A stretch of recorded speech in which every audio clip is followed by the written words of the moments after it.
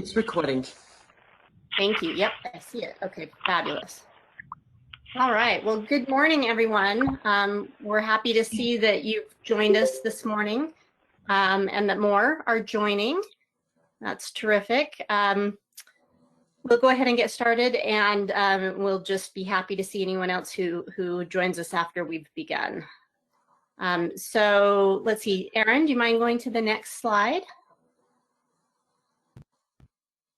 Wonderful. Thank you. All right, so this is what our agenda looks like this morning. We're going to start with our usual. We'll do some introductions relatively quickly. Hopefully we can capture who's here with us today. We have a few announcements that we'll get through, and then we've got Stephanie Sund, who's going to talk to us a little bit about the second annual Transition Summit for adults and adolescents and young adults on October 8th. We'll do our brainstorming and our resources, motivational interviewing, QI wins, all of those things. And then we've got a couple of presenters who are going to talk with us about mental health resources.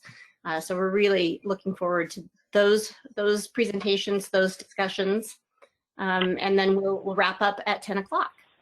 So let's go ahead and do some introductions. And you can go to the next slide if you'd like, Erin. So I'm Mindy Tueller, and I manage the Medical Home Portal and the Utah Children's Care Coordination Network. And let's see what the best way to go is. I can see all of you by like initials. That might get a little tricky, but we'll do our best. I know Erin and Gabby are on, so I beg your pardon? If you hover over the initials, it displays a name. So let's see. Like Liana. Yep. Okay, great. All right, Gabby, do you want to introduce yourself? Yes. My name is Gabby Baragouche. I'm one of the quality improvement coaches or specialists at UPIC, and I really enjoy my work very much. Thank you. Great. Thanks, Gabby. And Erin? My name is Erin Shoemaker. I'm the administrative assistant for the Medical Home Portal and assist with UCCCN as well. And I'm glad to be part of the team. Thanks, Erin. And Erin's helping me out with presenting today, so we're seeing her screen right now. Linnea, do you want to introduce yourself? Sure. I'm Linnea Bauer. I'm the Services Support Manager for the Medical Home Portal.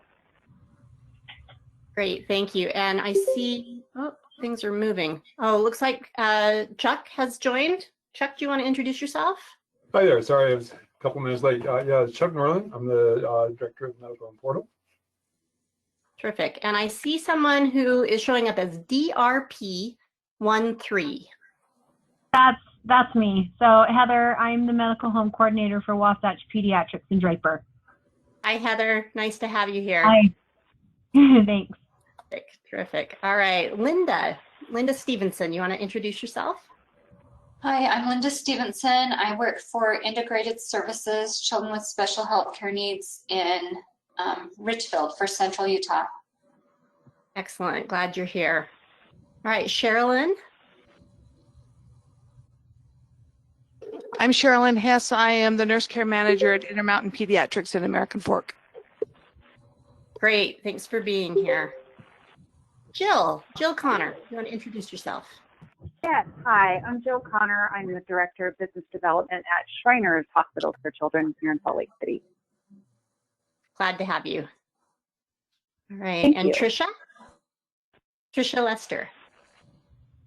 Hi, I'm Trisha. I work for Help Me Grow Utah, which is United Way of Utah County.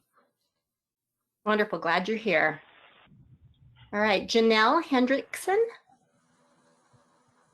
Hi, I'm Janelle from Holiday Pediatrics, Nurse Care Manager. Wonderful. All right, and Stephanie Sund. Hi, I'm Stephanie Sund. I am a registered nurse with Intermountain Healthcare, and I focus on teen to adult healthcare transition. Great, and Stephanie will be chatting with us in just a minute. All right, Natalie Allen.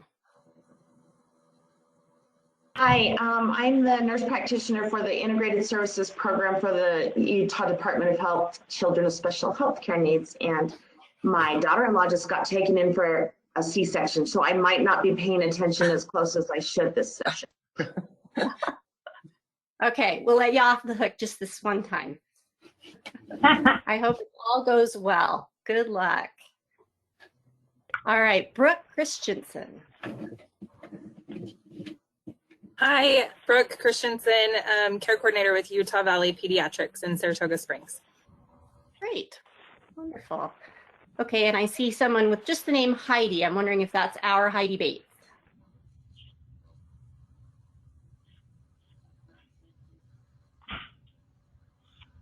Heidi, if you're muted, you may not, if you're talking, you may be muted. Yeah, I'm sorry. I'm on a couple of different screens, so I had to figure out exactly where I was. Yeah, I'm Heidi Bates. I'm with UPIC. I'm one of the other QI coaches, and I work with Gabby. And I also love my job. Wonderful. Good to know. Glad you're here. All right. Athena Parker. Hi, I'm Athena. I'm with the Medical Home Portal and primarily do updates to the service directory. Great, glad you're here. Brooke Bastar. Good morning. I am a nurse care manager that works for the University of Utah out of their Sugar House Health Center. And we're integrating peds here, so I'm just trying to learn.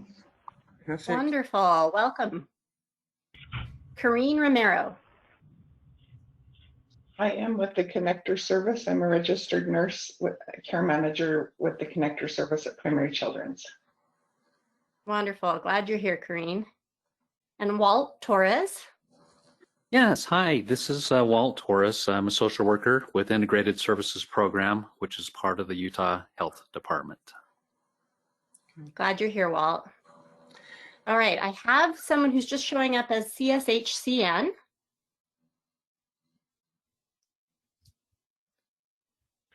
Not sure if you can see. I'm not sure if that's me. I'm on a phone call, calling in.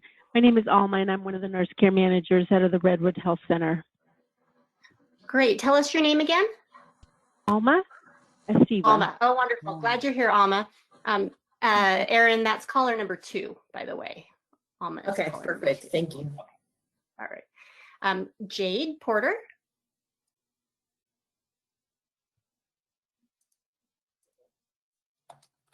Sorry, I couldn't get to my mute button. There we are. Hi, I'm with the Pediatric Care Management with the University of Utah Health Plans and Healthy You.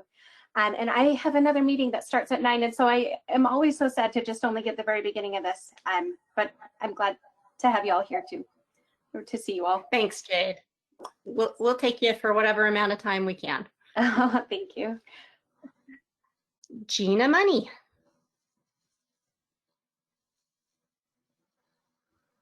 Hi, Gina Money, the family advocate for UCCCN and the Medical Home Portal. Hi, Gina. Hi, Gina. Nice to see you. Angie Richens.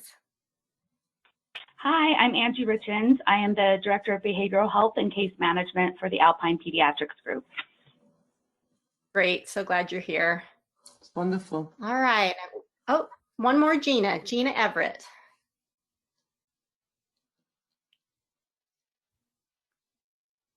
Hi, I'm Gina Everett. I'm from Utah Valley Pediatrics American Fork. I'm their care coordinator. Terrific.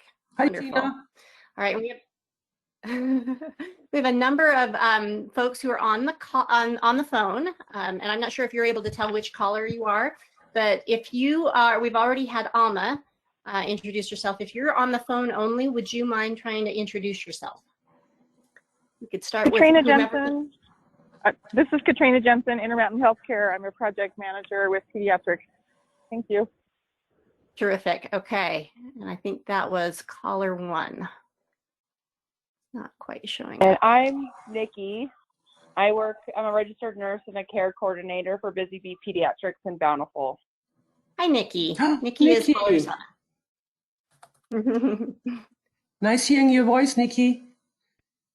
Thanks. Okay, and is there anyone else who's just on the phone who'd like to introduce themselves?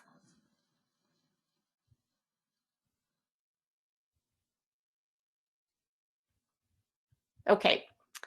Well, welcome, and let's go ahead and move into our announcements. So, Erin, if you wouldn't mind advancing the slide, great.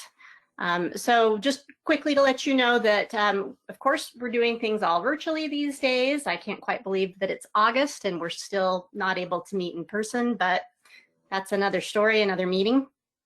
So for the meantime, we're using GoToMeeting, and if it's possible, we encourage you to try to connect by computer. I think it's a better experience, and I think you'll get more out of it if that's possible. But we'll take you again any way we can, and if you're able to connect by phone, that's terrific. Erin, you want to go to the next slide?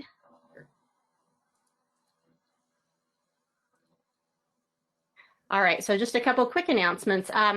We are going to be putting together a sort of advisory, excuse me, a sort of advisory group, and we would love to have some care coordinators present on there. And this would include some periodic requests for some feedback, some testing, as it were, of various things having to do with the medical home portal primarily. And there will be some compensation provided. This would be something we'd anticipate going over, a period of time. So not just one or two focused things, but maybe spanning a year or more periodically. Not a lot of time or effort, but it would be something that would last a little bit longer. So more information coming about that. And if you're interested, please let us know when we send out that information. Next slide. All right, so Dr. Norland actually just got an email from the University of Utah Center for Clinical and Translational Science that they are trying to put together a meeting of stakeholders to learn more about the process that parents, when parents get a positive screen from a newborn screen, and then what happens after that, to try and kind of fill in gaps and understand how to do better patient care in that situation. So they've actually got a doodle poll link in this email, and they're really interested in getting anyone who would be considered a stakeholder, so pediatricians, genetic counselors, specialists, nurses, dietitians, and care managers. And so they're trying to put together a 2-hour Zoom teleconference for that feedback and that discussion. And I think it's going to try and happen sometime next week, depending on how those poll respondents or responses come in. So if you're interested, we'll include that information in an email that goes out after this meeting, so that you can follow up if you'd like to be a part of that group. All right, next slide. Okay, just wanted to make you aware of a few updates that we've made on the medical home portal, including 2 new pages. So we have some new content about cranial deformation and craniostenosis. I'm sure I said that wrong. And also bronchopulmonary dysplasia. So be aware that there's now new and fresh and up-to-date information on the medical home portal about those 2 conditions and situations. We've also just updated our Duchenne and Becker muscular dystrophy module, and we've updated our toxic stress screening page as well. Okay, next slide.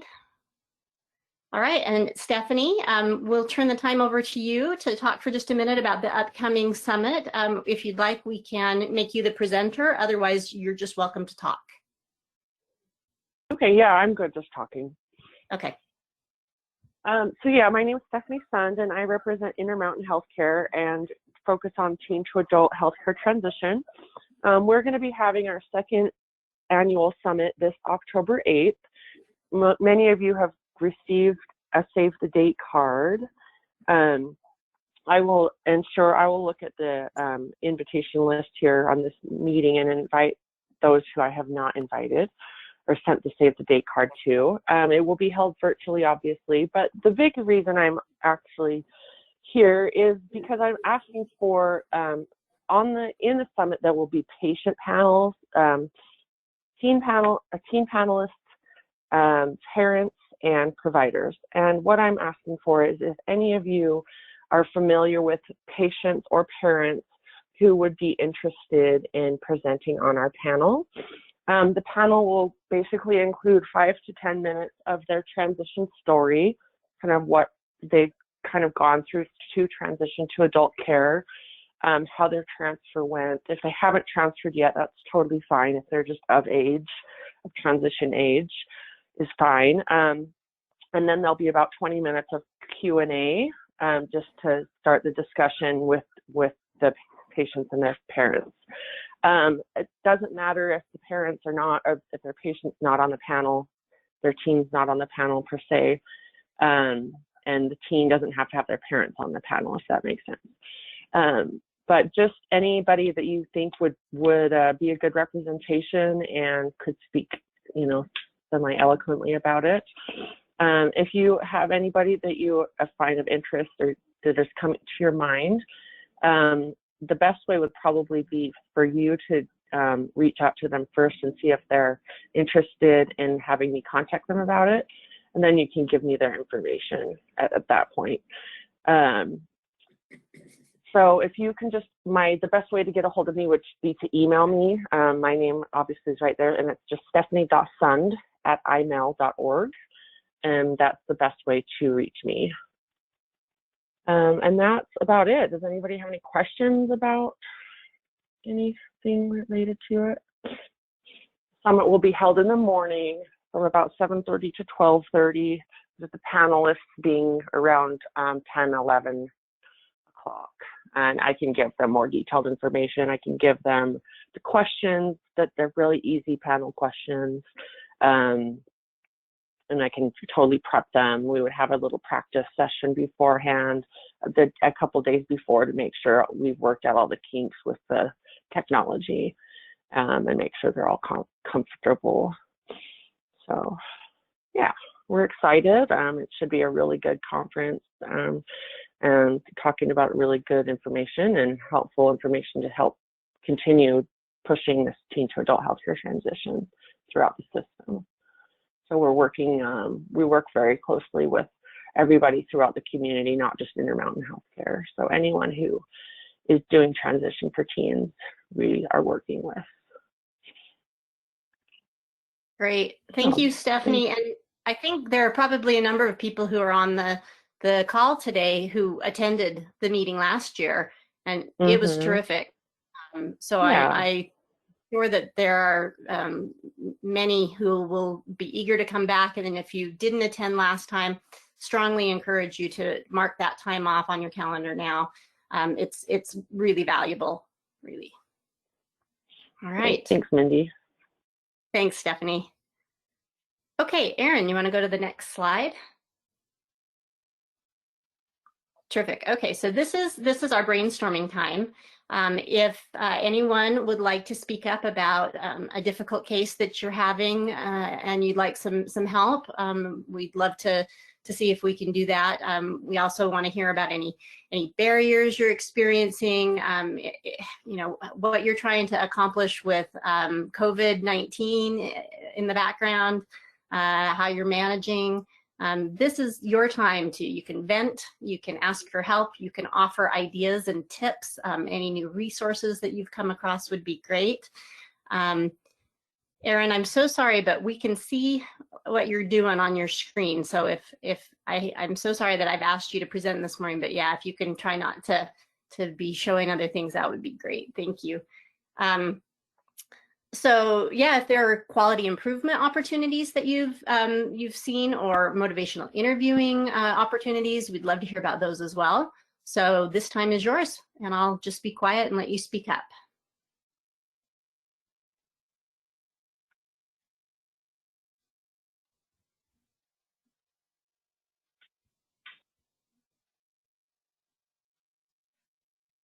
Okay, well, I have a quick one, and it's something we've been working on for a little while. This is Jade with University Health Plans. We've been working with the university, and also they're pairing with Intermountain on this e-asthma tracker. And so you may hear us reach out to clinics to say, hey, we have these few of your patients that we have offered this to. We wanted to, anyway, we're working toward that communication with the clinics to collaborate and support these kiddos with asthma. Oh, that's great. Yeah, we're very aware of the e-asthma tracker, and that's fantastic. All right, Jade, we look forward to an update down the road about how that went. Thank you. And this is Katrina Jensen. Jade, thanks for talking about that. I'm heading the one of the persons heading up the Intermountain effort to work on this as well. And we are coming up on a couple barriers that we're going to be overcoming, we hope soon, but we're hoping to spread it to more kids, that we're kind of tiering the kids, tier 1, tier 2, tier 3, with based on codes, et cetera. Not codes, but just, you know, medications, what Right. level they're on for their asthma. So if anyone doesn't know, the e-asthma tracker is an app, and it was developed by the University of Utah, Dr. Stone, and Burns Hospital and Brian, Dr. Flory. And yeah, it's super cool, and it's been very successful. I think the tricky part is getting families enrolled on it or getting it on their phone. And then once they have it, they love it. And it will cut down on the care manager frequency, because the dashboard is really easy to manage from the care manager standpoint. And the parents are monitoring every week. So it's decreased, you know, hospital admissions, exacerbations, et cetera. The good part about COVID is we're hardly having any asthma admissions in the Intermountain system.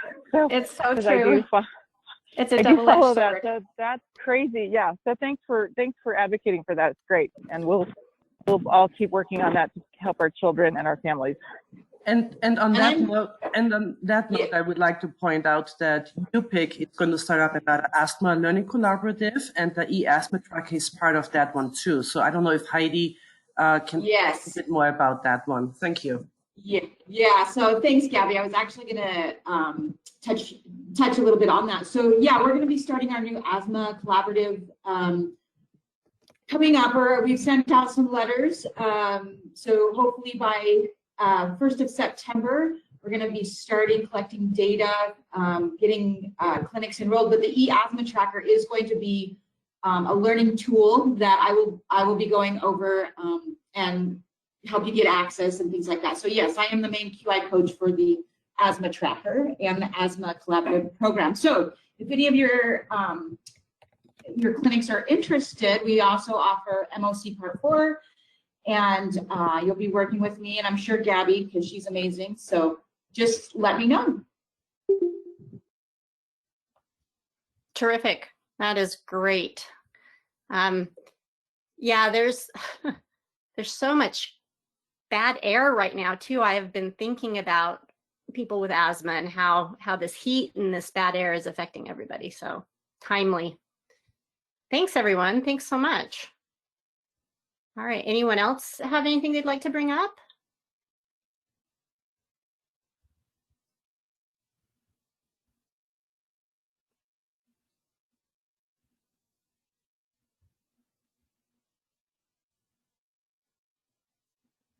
How's everyone handling this extended, COVID situation?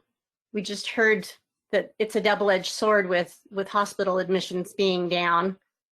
Anyone want to elaborate on that or talk a little bit more about how things are going in a non-hospital setting?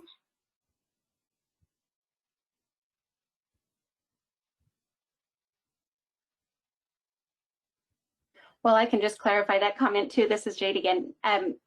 We've had a lot of people who haven't been exposed to the regular germs that they come in contact with, and even some of their other triggers, because they really just stay isolated, which is great for their asthma. Most people, even with the bad air, have said their asthma is better than almost ever. But September is coming, the change of seasons is coming, and school is coming. Anyway, but so enrolling people over during the pandemic, there hasn't been a ton of motivation because the symptoms aren't current. They're not urgent right now. So as those symptoms do become more apparent as seasons change and things, we're hoping to get this in place so that they can start building that good habit. But anyway, it's a double-edged sword trying to get people to care about adding a new app or a new thing into their routine. Right. Oh, that's really interesting to think about. So I would be interested to know, that's besides asthma, COVID, and school-aged children, the mental health of the school-aged children, if any of you guys have encountered cases or difficulties or had to help parents to overcome some mental health issues under children.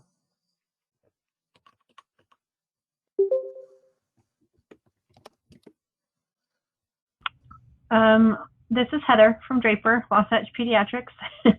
We have mental health integrated here at our office, which I help quite a bit with. And I've noticed we have had an increase in triage. So, you know, suicidal ideation and things like that, which is always hard. But I have had a couple of my moms just flat out say that it's hard socially. They're just not, they're not in their social environments right now with all their friends, and so the depression is setting in and anxiety. So I don't know, school might be a good thing. I know COVID's not a good thing, but some of these kiddos really need to get back in the groove with things. So I know we've been experiencing some tough times with mental health here with our peds. So we had on my other project I'm working on, we had a very good webinar on COVID and mental health in the pediatric patient population. The webinar was given by Dr. Childs and Dr. Kleinschmidt. And I will see if you guys are interested, I will see if I can share that recording with you, because it touched all those what you just said on the children. And there are some tips in there and websites that could help parents to overcome some of the issues. That would be great. Oh yeah, let's include that link as part of our resources of the month email, Gabby. That would be terrific. All right. This is Gina, and just from the family side, Stephanie Roach, which is one of the parent consultants at the Utah Parent Center, did a spot with her family, I think 2 nights ago on KUTV, kind of talking about behind the scenes of what happens when you have a child that has underlying health conditions and is medically fragile. And her husband happens to be a junior high teacher. And then she has a son that is in high school this year. And so they covered the story talking about what they had to do over the summer to get ready for this to happen. Things that her husband would be in an environment that he could potentially be exposed and bring it home, as well as the son. She is homeschooling her daughter this year because of being medically fragile. And so they covered that Stephanie and her husband Mike have finished their basement this year, putting a bathroom and a small kitchen in. They're living actually in 2 different households to keep the daughter safe. And so it was another kind of the things that we as families don't always talk about publicly, but that for the foreseeable future, they may be living in the same house, but in 2 different households to keep her daughter safe. And I can send that link to it. They actually did a really good job on the story. Yes, please. Thank you, Gina. My goodness. Yeah. Yeah, I think sometimes, you know, trying to be more isolated to be safe means we're not aware, we're not seeing some of these things that other people are experiencing. So thank you for bringing that to light. All right. Okay, anybody else want to bring anything up before we move on?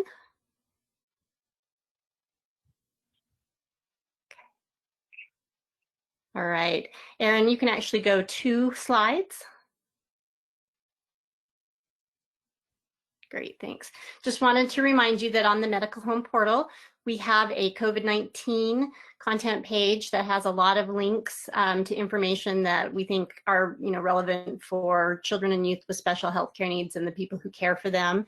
And we try and keep that up to date. And we've recently added some more information that has to do specifically with kids going back to school, and on our Utah specific page, certainly that's information that's coming from the Utah Department of Health and from the governor. And so we try and make sure that that's relevant and accurate. There's information there about kids wearing masks that might be useful. So we're just about to get into it. If it hasn't already started, I think that Heidi's kids are in Murray District and that's already started. I know that Granite, I think, starts next week, and maybe Canyons. So it's coming. All right, let's go to the next slide. Okay, well, as I mentioned at the top, we're really pleased to have some folks come and talk with us about mental health resources, particularly during COVID-19 for children and youth. And so we're really pleased that Leah Colburn with the Division of Substance Abuse and Mental Health is here to talk with us a little bit about the resources that they can make us aware of. And so Leah, I'd be happy to make you a presenter if that's useful to you, or if you don't have anything to show, you can just go ahead and talk. So actually, I did not put together a presentation with slides today. I think that what would be most helpful, and please let me know via chat or unmute yourself, is really helping kind of get the information what you want to know. So I'll do a quick overview of our public mental health system, and then I really want to turn it over more to questions and how I can help you and your network better navigate those mental health needs, if that's okay. Terrific. So, this is a great group for questions, so I'm sure they'll be verbal. Oh, fabulous, fabulous. So I guess I'll start. So again, my name is Leah Colburn. I'm the Program Administrator for Children's Services with the Division of Substance Abuse and Mental Health. And so what we do at the division is we really oversee the public mental health system. And so we oversee our 13 local mental health authorities across the state to ensure that they are following their division directives, which is what is, guiding principles, and ensuring that, children, youth, and families and adults are receiving the services that are mandated. And so I'll spend some time with what we do in the children's services, but I really also want to just let everyone know that we cover the whole continuum of the lifespan. So I'll touch a little bit on adult services, but full disclosure, I'm not as familiar with adult services as children's services. So in our children's services, all of our local authorities provide outpatient, some sort of day or IOP services, school-based services, peer support services.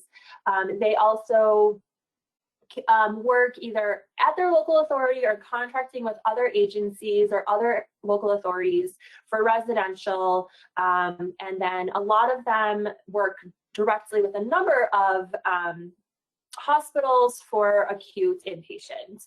And so for those in our public mental health system, primarily they are Medicaid clients or unfunded clients, but most of our authorities also work with private insurances, which I think is something that not always is known, but if you have a client with private insurance, a lot of them have really expanded their services to cover those private insurance families. And so when we have our local authorities, I'll talk a little bit about school-based behavioral health, because I think that that's something right now that a lot of people are focused on. And so all of our authorities provide school-based behavioral health services, which can mean that they have clinicians on site in schools. It can mean that they're providing group services, really a continuum, depending on what the local education agency and that local school is really wanting. At the end of last year, we had therapists in 360 schools across the state of Utah, in almost all of the school districts. There's 42 school districts, I believe, and I think we're in 39 of those districts. We do have a number of therapists who are also in charter schools, which is very exciting. And so with school-based behavioral health services, we see kids who are Medicaid. We also have some grants that the locals are using to provide services to those unfunded or underfunded youth. And what's really cool about school-based is that it's not necessarily a service in a silo. It's really working with the school teams to ensure that the clients that our local authorities are seeing are really getting the services they need at this school. So that can be working on behavioral health services in conjunction with a school counselor who's maybe working on school social skills or things of that nature. And what's really nice is at the end of last year, obviously with COVID, all of our local authorities were really able to pivot and provide telehealth services to their school clients. And so students were not lacking in services when they weren't able to attend school. We were really lucky prior to COVID. We had 2 sites in Alpine School District as well as up in the Bear River Mental Health area, which covers Cache, Box Elder, and Rich County. We had a pilot project that had been working for 1.5 years in providing telehealth services in schools. And so there was a lot of comfortability when that needed to shift and all of our local authorities needed to be providing telehealth services. So that's really exciting for us. What's nice about those students who are provided school-based behavioral health services, they really have access to the continuum of services at their local authority. So they have access to medication management, day treatment services, case management services, really everything that can help wrap a family up in what services are going to be best for the family.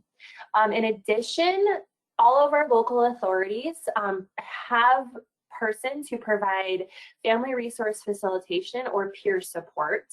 And for those who are not familiar, peer support or family resource facilitation is persons who've had lived experiences either with children with mental health needs or mental health needs themselves, and really they can help be that navigator for families who are experiencing needs. And, you know, I think sometimes as clinical folks, we really kind of forget that sometimes a family just needs to hear from someone who's been there and lived through it and really can work with the family in a different light to help get their needs met. And so our family resource facilitators and peer support can really do a lot of things that necessarily clinicians can't do just because they are not a clinical person, but they really work in conjunction with that clinical need. In addition, all of our local authorities provide some sort of crisis service, so MCOT or mobile crisis response, and as well as a number of our areas are providing stabilization mobile response or SMR, which is where the family is defining the crisis and the family then has access to services that are really home-based and allow for some stabilization work while the family's in a crisis. So that's kind of the overview of kind of the 3 main areas and initiatives we've been working on with our local authorities. In addition to that, we have been doing a lot of looking at our early childhood mental health system and really trying to work to improve the clinical capacity for providers who are wanting or needing to provide early and infant mental health, really that family system work there.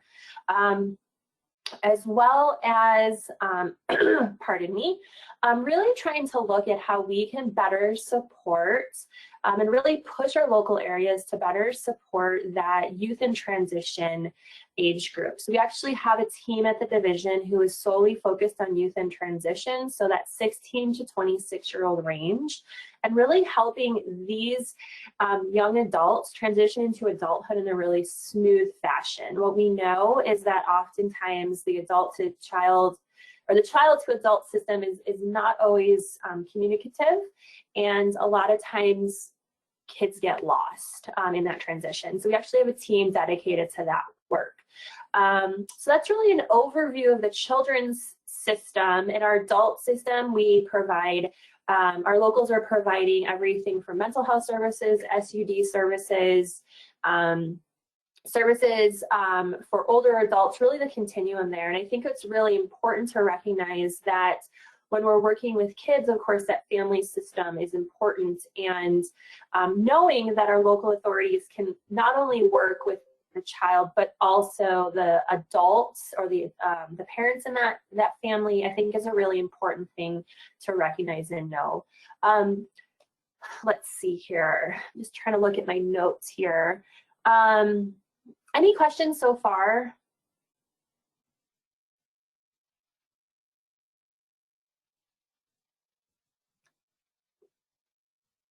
Okay, I'll take the silence as a no so far.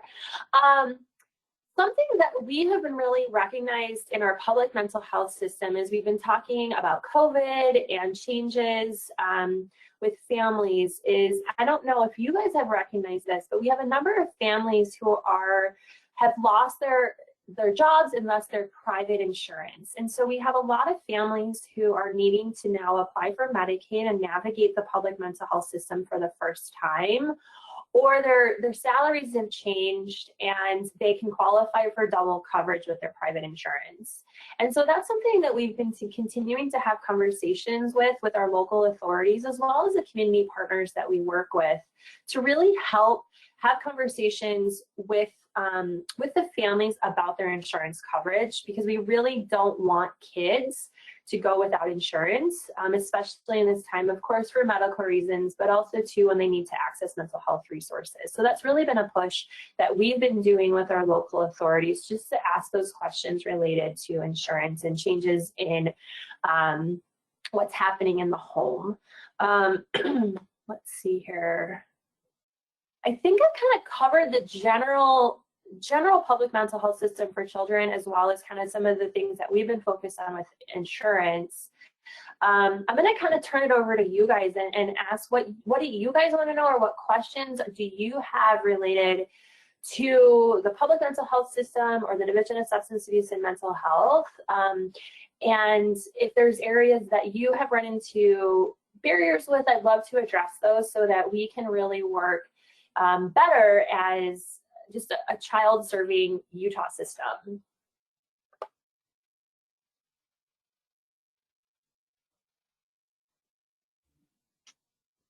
I have a question. Yeah, so I can't tell who's talking. My screen's really weird. I'm sorry, it's like a new platform for me. So. Yeah, oh, I understand. I've used it for a long time and it's still like a new platform for me. So this is Mindy. Hi. So my question has to do with, what's the best way to help families access the services for children and youth through the division? Would you suggest that if they're school aged, that they start there, maybe through the school itself, or what do you suggest? So I think that's a twofold question.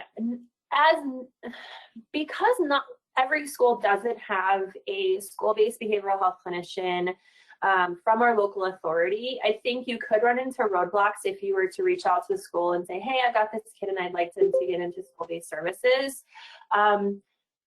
If you know that the school has it, I think reaching out to the school and having parents have that conversation and say, hey, I think my kid needs a little bit more services. Can you help link me to some community agencies? I think that's a good avenue.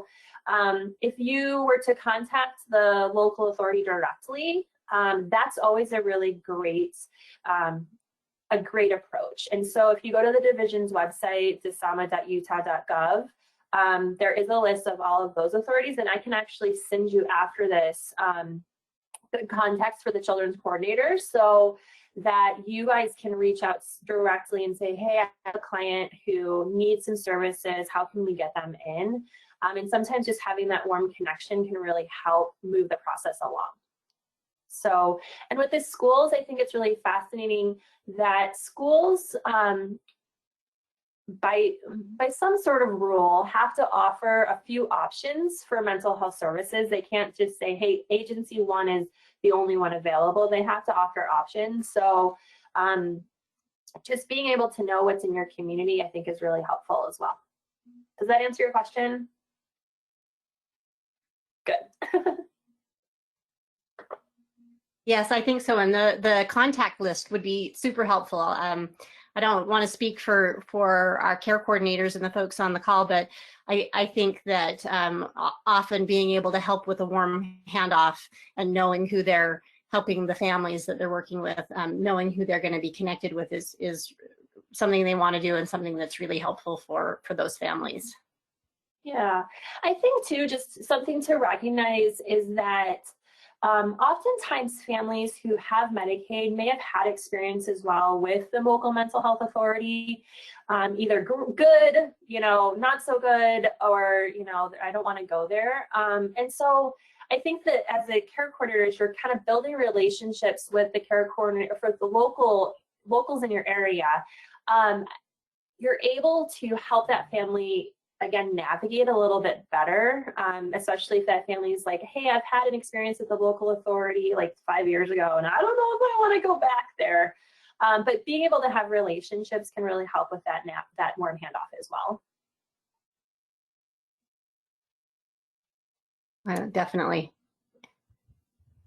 So does anybody have questions for Leah? I know we touched briefly on this before she started presenting about seeing more depression and anxiety in kids that you're working with. Just wondering if you've got circumstances or cases where it would make sense to try and connect with the local mental health authority for that family.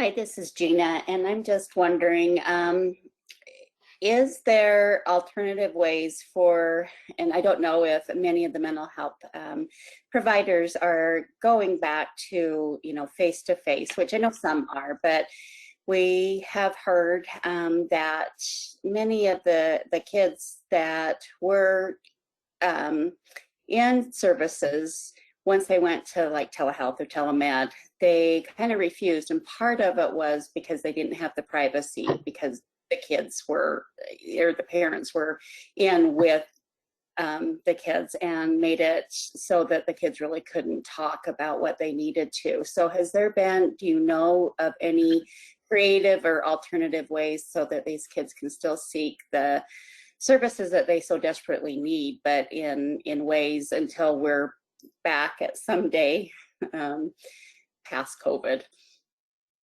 So that actually brings up a really good point. All of our authorities at this point are seeing families face-to-face per medical necessity. And I just put that little caveat there because it's a safe caveat to put, but they are all seeing clients face-to-face as needed. And many of our programs are, up and running with day treatment in person, skills development and things of that nature. And so I think that's something that's really great, is they're maintaining telehealth while also shifting to having open clinics and folks being able to come in. And so if you have had a family that maybe has dropped out of treatment or has not wanted to continue, maybe just looping back with the local authority provider and just saying, hey, are you seeing people in clinic? Can we get that going? Because all of our locals really do identify that while telehealth is really great, and they've been able to help people access services during times of COVID, there is some families and some clients who really do need to have that face-to-face to ensure clinical progress.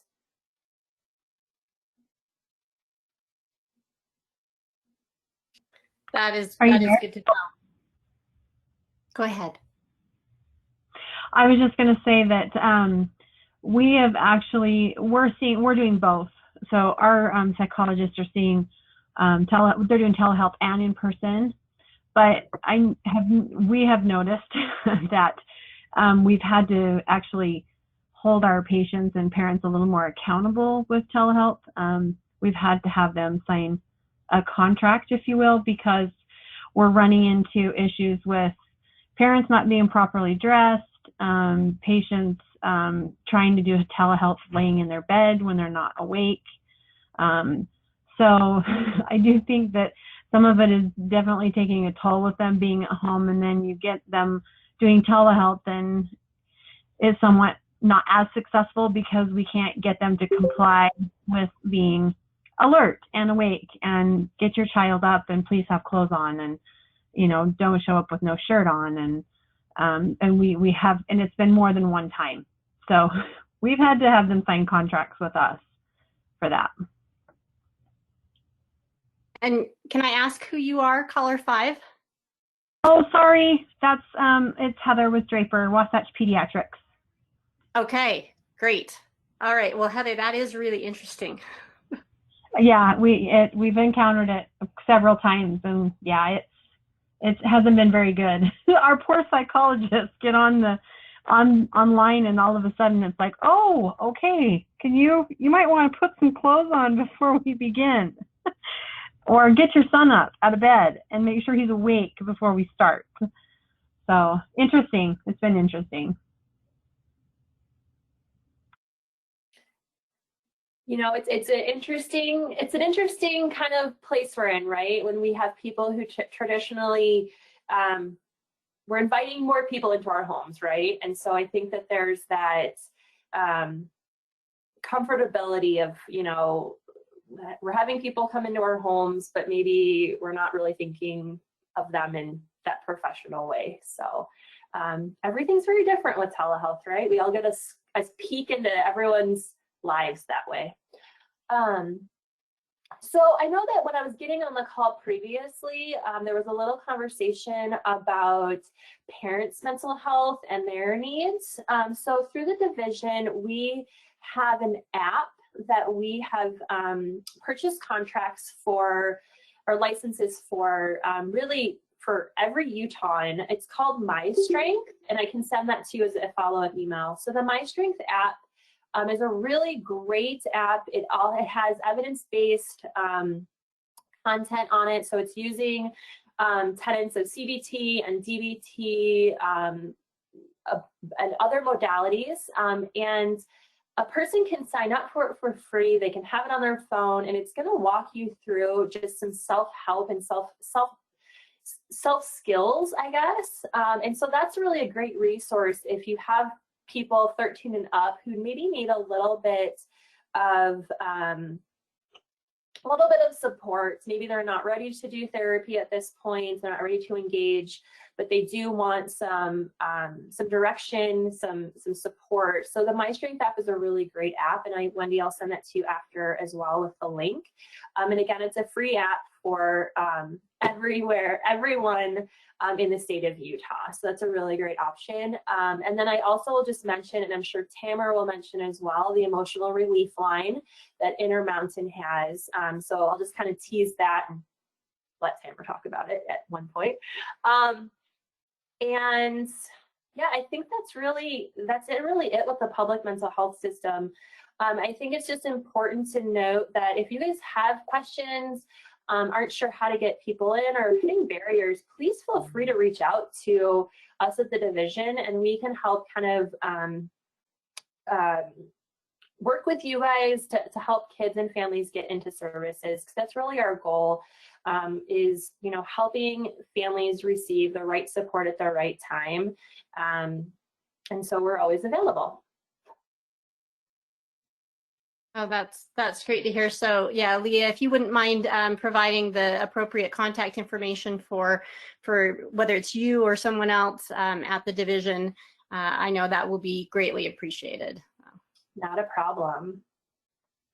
Well, does anyone have a follow-up question for Leah before we kind of take the spotlight off of her?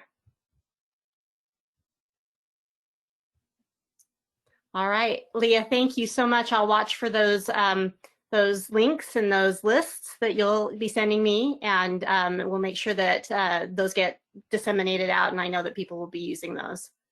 Okay, thank you so much. Thanks. All right, well, we're also pleased to have with us Tamara Atala, who is the Administrative Director of the Behavioral Health Services at Primary Children's. So Tamara, I see that you're here, and if you don't mind, we'll go ahead and let you have the spotlight. If you'd like to present, I can make you the presenter if you have anything that you'd like to share on the screen. I'm happy to. So I do have the actual resource list, but I'm wondering if maybe I should just start and just share a little bit of background and see if this is helpful for the group.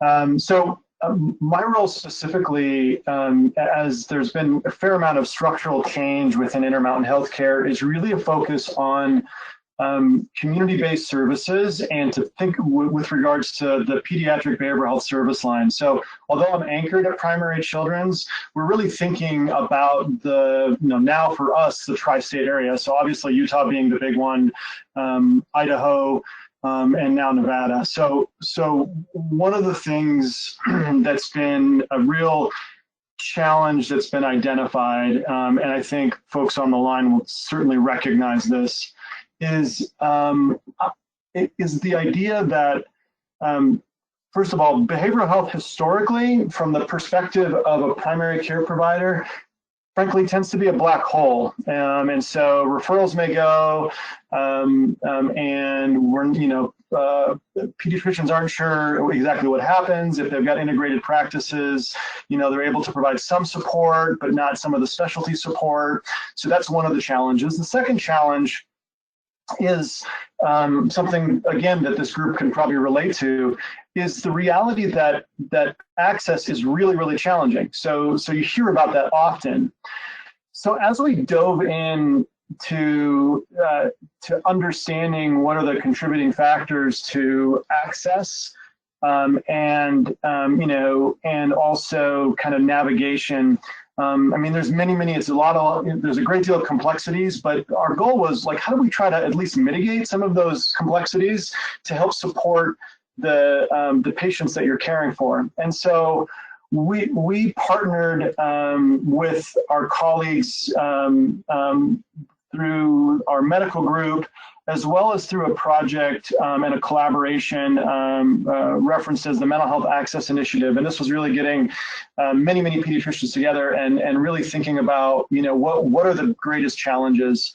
And two of the three areas was really related to how do we improve navigation, number one, and number two, how do we try to collectively improve access? And by collectively, what I mean by that is, historically, people just want access to behavioral health services. And I would argue that's actually not particularly a good approach, because we've got great evidence to suggest that even if you get access to services, it's not typically the right services, or the expertise isn't there, or they don't happen to have the specific evidence-based practice training with the specific behavioral health need.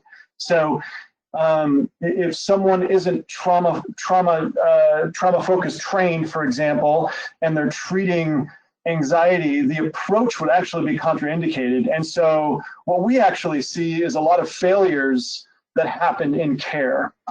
And so one of the things we were trying to understand and trying to learn, and really a lot of feedback from pediatricians, was we need help doing two things. The first thing is we need to understand what providers are out there, number one, and then number two, well, actually there's three things. The second thing is that we want to know whether the providers are any good. And because if I'm going to make a referral, I want to make sure that they're a reputable provider. And so that was the second piece. And then the third was some sort of feedback loop, so that they knew that their patient arrived and they're receiving care, rather than just simply getting information from the patient and the family. So long story short, based out of Primary Children's, we have kind of a service called, the acronym is ARCS, used to be known as our intake line. ARCS stands for the Assessment, Referral, and Consultation Service. And one of its functions is to gather a whole assortment of information about the patient And by doing so, then they have to kind of filter all of these different components. So not only the type of care, but as we know, we're in a bifurcated insurance environment where you have kind of the Medicaid carve out. And so how do you navigate the patient to the right service provider based on insurance? You just can't refer them to any provider. And so we need to be thoughtful about that. And so those are where the complexities happen. And so initially we had hoped to use ARCs to help pediatricians and help others, and they still can, and frankly, families that call in directly to primary children's. And so we realized that might be a bit challenging, and the system might get inundated. And so what we decided to do is when we went into ARCs, ARCs actually over the course of probably a decade has been collecting information from providers, in addition to their own services, our own services, collecting information about providers in the community. And so what they've done, and I don't know if this would be a good time for me to share my screen, but I was hoping to show you just a document. Thank you. Let me see if I can pull this up here. Stand by. Can folks see the spreadsheet? Awesome. Thanks, Mindy. So in essence, this is an internal document that we've had for many years. And really, it's just a simple spreadsheet. But what they did from an internal perspective is they actually put together the facility, phone numbers, contact, what their insurance plans were, you know, at the particular moment in time, whether they offered telehealth services or not. And then, frankly, more importantly, you know, what are the types of services that they provide? And by type, we're not just talking about, we're talking about sort of like levels of care, but then also, you know, where are they located? But I think for us, it was really trying to create that filter for us so that our team can help provide handoffs. And so the pediatrician said, well, why can't we use that document? And to be candid with you, we were a little bit resistant to do that because there's so many nuances to this work. But after some further thought, we thought, let's go ahead and try to see if we can share the document, knowing that we can learn a great deal about how can we help primary care providers actually navigate and create their own behavioral health network within their community. And so the goal really in this project was really to provide this to those that were part of the mental health access initiative. And the goal being is we wanted to get feedback, because this is just the information, as indicated by this disclaimer, is really just information provided by the program. So we can't guarantee, I mean, this is just essentially what the programs are saying that they specialize in, what insurances they actually take, and then to also recognize that this list is dynamic. And so what we've done is we've assigned this list to one of our care managers, and we're actually eliciting feedback, not only about the document itself, but if there are missing elements, missing providers, that sort of thing. And so our hope is that this document becomes kind of a beneficial tool to help develop sort of a network of behavioral health providers in such a way that that at least there's knowledge of what exists out there, if that makes sense. So that's kind of part one. I'm going to pause right there and see if folks have any questions about that or comments.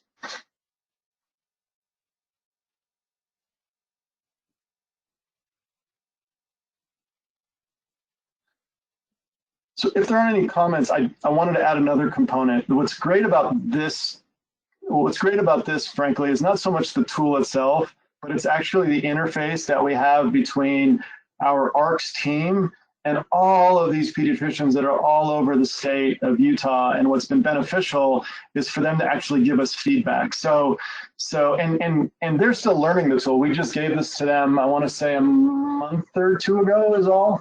So it's relatively new. And so they're kind of trying to get oriented to it as well. And our goal is to provide whatever support we can to help them utilize it. Now, what's interesting, this tool wasn't designed for pediatric practices to use. It was really an internal document. So frankly, it's pretty rough. It really is sort of designed for for internal use. And we decided, let's go ahead and give this a shot and see if it's actually valuable for different practices. And the other part to this is we're also eliciting, trying to make connections between pediatric practices and pediatric behavioral health programs to actually develop best practices for handoffs so that there's knowledge and there's feedback loops. So we actually got a small group of pediatricians together with behavioral health providers to actually develop a plan to actually try to come up with a best practice about how can we communicate back and forth to let them know how their patient is doing, let them know whether they arrived or not, and really sort of coming up with that. So we're still in the early stages of that now, but our hope is that we'll at least be able to leverage the existing resources in such a way, given the challenges of navigation. So that's kind of the content I wanted to share with the group. I don't know if there's anything specific that people were interested in learning or understanding, but I'll stop here for questions or comments. I would like to point out that this resource list is mainly used by care coordinators and care managers in the pediatric practices we are working with. So less so by the pediatrician, but by the supporting staff. It's a good point, Gabby. Yeah, it's really designed for a resource of the clinic itself, not necessarily the pediatrician. That's a good point. And that's what this group is. So yeah, it's very, very relevant. So I'm curious to know if you are getting feedback from the primary care providers and their teams, how is that feedback coming in, and how is that care manager who's responsible for the spreadsheet incorporating that? So that's a great question. So right now we're pretty early in the process, but we've identified kind of 2 repositories of feedback. And so Gabby and their team are actually collecting that information on a fairly regular basis. And again, this has just begun. And then from there, we've been able to recognize that perhaps, so this is a perfect example. So there was discussion about, we'd really love to see, so one piece of feedback was, we'd really love to see insurance, the section that I'm highlighting here, be in the front. And so we realized that the nuance to that is just because it's included, don't exclude other programs because their insurances can change as well. So what we realized based on the initial feedback that perhaps we should provide a tutorial. So in our subsequent meeting that we have monthly, we have decided to have our care manager provide just a brief tutorial about, frankly, how we use it internally. But our hope from there is that we will capture that information, iterate and modify this tool in such a way that it becomes more and more user-friendly over time, knowing from the start that it wasn't originally designed for external use. And Gabby, I don't know if there's anything else you want to add to that from your perspective. So some of the other feedback we got is some would say it's too overwhelming. And then, if you look at the practices who are giving that response to other practices is, oh, it's very helpful. You can also see how strong the supporting staff is in that practice. So we have some small community practices who really love that one because they had no tools before and now they're really using it, versus huge organizations who already had maybe another tool in place, and they said, no, we're still using our old tool, but that's good to have in the background. So we get, as Tama said, we're still getting feedback in as we speak now, and hopefully we all learn from that and better the tool. But I would like to know the care coordinators on the call today, if you have encountered a similar tool or what your thoughts are seeing that spreadsheet is showing now. And if I could also interject as well, Gabby, as you're asking that question, just to put things in a perspective in terms of overwhelming, I just filtered this to all of Salt Lake, Davis, and Utah County, and there's 234 lines. So there's effectively it's identifying over 200 programs. So there's a lot of content in here, as you can imagine. Yeah, and Trisha from Help Me Grow says she writes in the chat box, a list like this would be very useful for us, and Traper would love to have a list like this as well. This is Janelle from Holiday Pediatrics. Uh-huh. I was just going to mention I've been using it, and it does take a little time to get the filters right, but what I found is there's resources I would not have found without it. So I haven't gotten a lot of feedback from families yet, but it's been super helpful for me to find the right resources for the right patients. Thanks, Janelle. That's really helpful to hear. And again, it is a bit daunting. And what the exciting part about it from our perspective is that we're really learning and acknowledging that the tool isn't perfect. There's a lot of content. It's really about the delivery system in terms of how we're able to provide that. And quite frankly, for practices to be thinking about what is it specifically that the patient may need, so that we have better matches, because that in and of itself, I mean, just to put things into perspective, we did a small, the failure rates that require either increases in lengths of stay in terms of care, as well as actually finding the appropriate provider, somewhere in the neighborhood of, it can impact access by as much as 40%.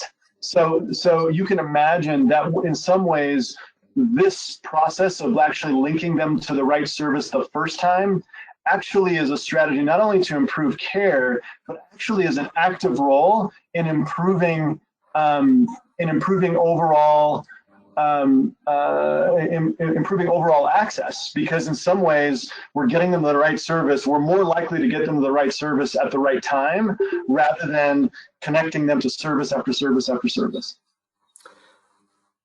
And also would like to point out that, another component of the whole thing is, like Tamara mentioned, the feedback loop, because one thing is to refer the patients out, but then, like he mentioned, it's the black hole. We never hear anything back. So if you refer them out to the appropriate services and then also get a feedback from the service, I think that's a win-win situation right there. Hi, this is Trisha with Help Me Grow. And that is one of the things that we do very well is follow up with referrals. I don't know if you've ever seen the Maternal Mental Health Referral Network for postpartum depression treatment, but the Utah Department of Health created a provider list that this information that you've collected, you could use that a little bit as a model for finding resources. It lets you search by county, by provider, or by insurance. So if we work with families all over the state of Utah, so if we find out where someone lives, what we want to do is find providers near their area. So that ability to search by their area is very useful, but that's just, if you're looking for a delivery system for disseminating the information and the data that you've collected, and that could be something that you could look into, is the model that they've used for the Maternal Mental Health Referral Network.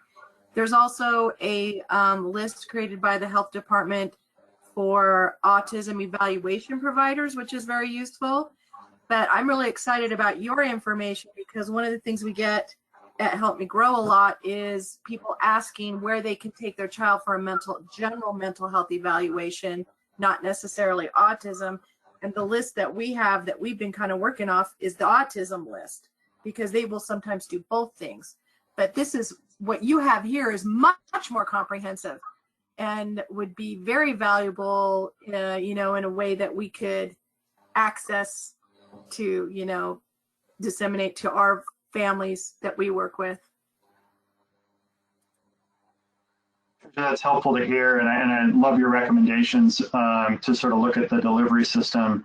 And again, a couple limitations to this that I want to highlight. So I feel like the response has been really, really positive overall.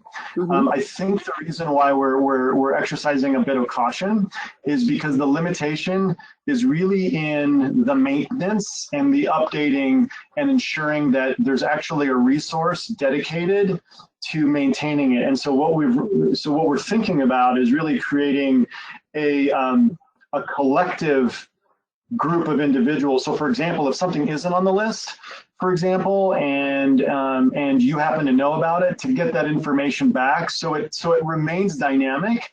Ultimately, kind of in the final product, there'd actually be feedback loop like, hey, we've got concerns about a particular program that we've sent some folks to.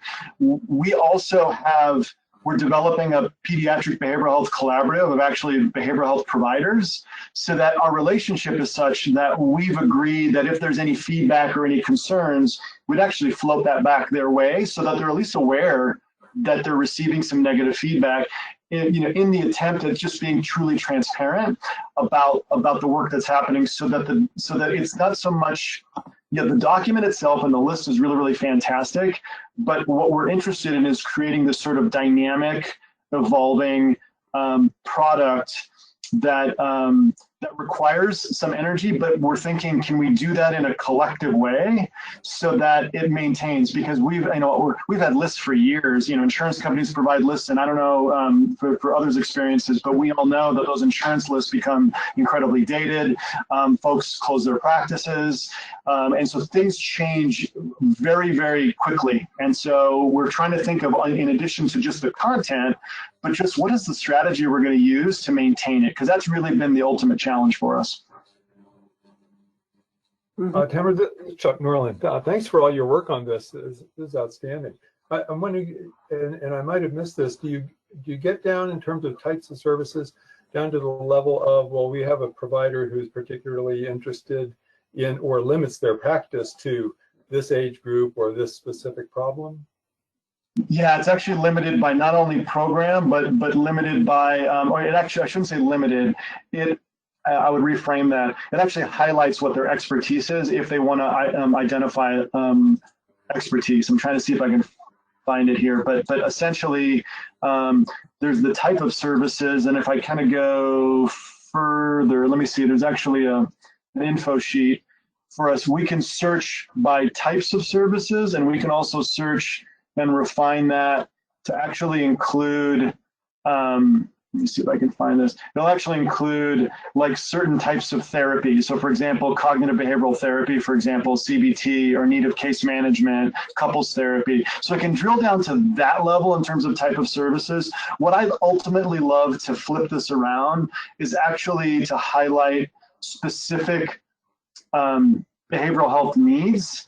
But again, this is because the original design was for it to be internal, if that makes sense. So it's not fully developed. Unfortunately, right now, this is just developed on talking about the type of services, but it does drill down. I mean, so for example, if you're familiar with DBT, you're going to know that this is going to be super helpful for adolescents that have frequent suicidal ideation, for example, and they could likely benefit from that if their cognitive functioning is up to speed. So there are some strategies there to kind of help us to provide some navigation. Okay, and that looks like a great list.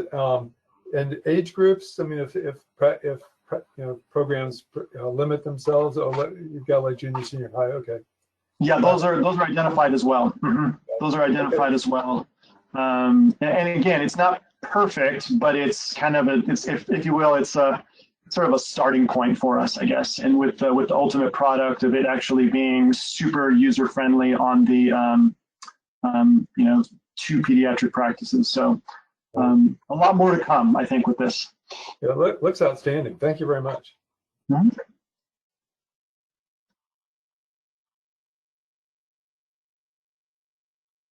Any other comments or questions before I wrap up?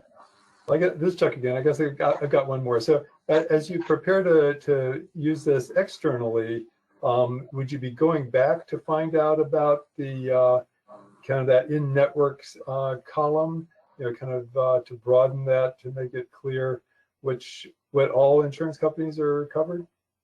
So that's a great question. So our care manager actually reviews those. Now, because the list is so large, even if they went and cycled it once, it would take months. So they'll cycle it. And so what we're actually relying on as well, it's almost like sort of the vision of it is that we get feedback from multiple folks. So for example, if for whatever reason, we said that Blue Cross kind of takes this particular patient and all of a sudden the family calls and said, I don't know what happened, but they don't take Blue Cross. We would get that feedback ultimately, and then we would reach out to the practice and verify, and then we would change it ultimately. And so the goal is that if we can collectively do this, we can keep up, is sort of the idea.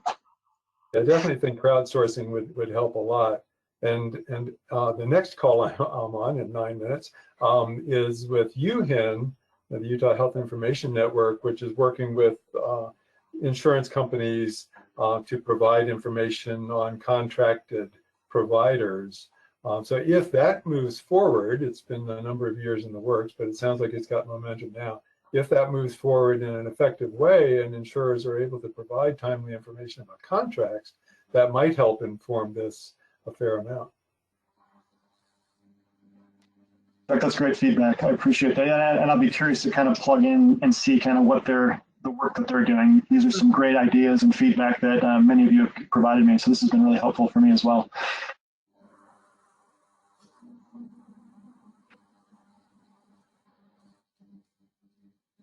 Well, I appreciate everyone's feedback and comments. This has been really helpful for me as well. And I hope this was helpful for the group. It was very helpful. Thanks, Tama. Thank you. If anybody has any more questions regarding this resource list, please, email Mindy or myself, and then we always can forward it to Tama too. So, and we give you some feedback on that one too.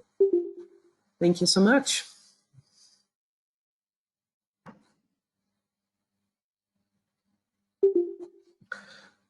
Okay, I think we have lost Mindy. I don't know what happened. But is there anything else anybody wants to? Oh, there's Mindy. Mindy? I'm so sorry. Yeah, my laptop just shut down. Oh, no. So I think I'm back twice now on my phone and on my laptop again. Yep, so, that's good. Okay, great. Okay. Thank you for picking up where I wasn't able to, Gabby. So it sounds like we've wrapped up Tamer's presentation and we're just finishing up the meeting.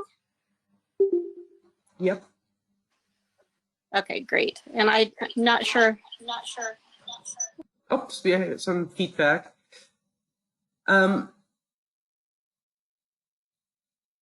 Okay, let's try that again. You can hear you.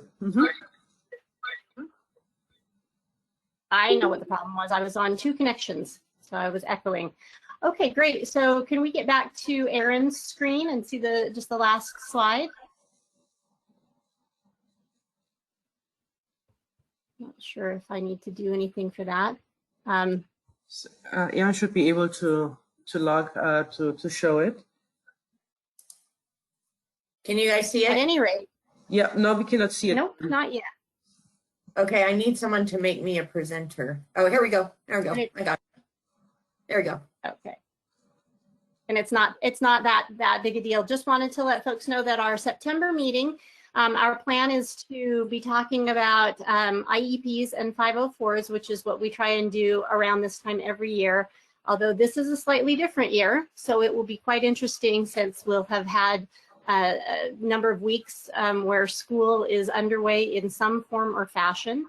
And I did pay attention to the Utah State Board of Education town hall a few days ago. Gosh, when was that now? A little over a week, perhaps.